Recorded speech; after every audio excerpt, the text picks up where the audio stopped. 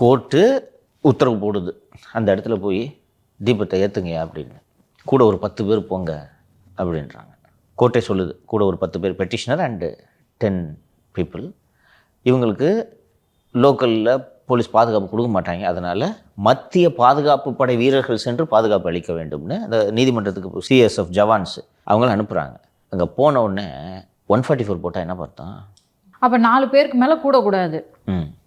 அது அவங்களுக்கு பொருந்தாது. Actually they are armed with court order. இது ஹை கோர்ட் ஆர்டர், அது executive magistrate order, collector order தானே அது. இதற்கு பிறகு நேற்று அவசரமாக தலைமை நீதிபதியிடம் முறையிட்டு அவர் ஜஸ்டிஸ் ஜெயச்சந்திரன் பெஞ்சில் போய் நீங்கள் முறையிடுங்கன்னு சொல்லி இன்று காலை முதல் வழக்காக இதை எடுத்துக்கொள்கிறேன் என்று உத்தரவிட்டிருக்கிறார்கள். This is all fine.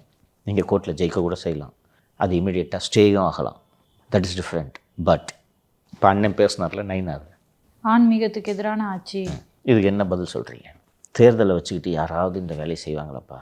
இதே இந்துக்கள் வாக்கு உங்களை விட்டு போய்விடக்கூடாது என்பதற்காகத்தான் நீங்கள் 21 சட்டப்பேரவை தேர்தலுக்கு வேலை தூக்கினீர்கள். 2026 தேர்தலுக்கு மட்டும் நிலைப்பாடு மாற வேண்டிய தேவை என்ன இருக்குது? முடிவுகளை முதல்வர் எடுப்பதில்லை.